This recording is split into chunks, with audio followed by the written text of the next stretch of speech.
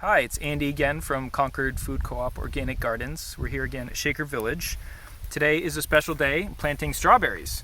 I am by no means a strawberry expert, but I ordered some bare root strawberry crowns and they came the other day and we're getting them in the ground.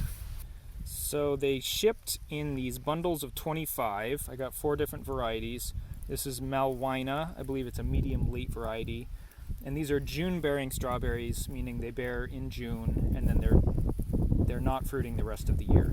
We're planting them this spring and then we'll actually be harvesting them 1 year from now, so we have to wait to enjoy these strawberries. You can see why they're called bare root crowns. The roots are totally bare and there's no soil on them, and the roots are coming out of the crown, which is located just at the top of the roots here, and you can see some leafy bits that are growing just out of the top. And it's really important when you plant this that you're not planting it too high, otherwise you'll have a lot of root exposed and the plant will lose a lot of moisture. And if it is too deep, then you've actually buried the growing point of the soil and they have to work really hard to push their leaves out. You'll see this tool in action in just a moment, but I did some research online and it looked like this was an appropriate tool to use to plant these roots. So essentially, you take the crown and you place this tool on the roots, and you're going to plunge this into the soil, and it's actually going to plant the whole plant at the same time. It has a very shallow draw into the soil, so it doesn't move the soil around very much, and it puts the roots right straight down into the ground. I'm planting these crowns at 12 inches apart, which is known as the hill method, and I'm doing 2 rows on the bed. And I'm actually going to prune all the runners off these plants so that it focuses on just one main crown.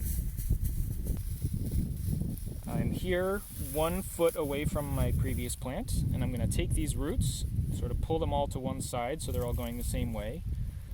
Get it close to the hole, put my tool on top of it with about 1 inch of roots sticking over the end, and then I can just press this down into the soil until that crown is perfectly level with the soil.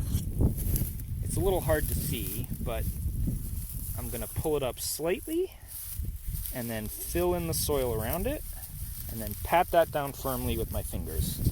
You should have just a tiny little bit of plant sticking out when you're done.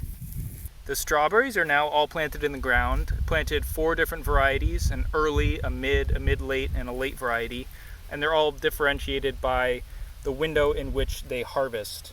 These are all June-bearing strawberries, and the first year is their establishment year, so we're not going to be able to pick these strawberries until the following year. This year, the course of action is just to maintain the plants, prune off any flower buds and runners that it produces, and that'll put more energy into the crown and get it nice and strong for next year. That's it for today. I hope you enjoyed it, and I will see you again soon. If you're in the mood for real food, it's Concord Food Co-op.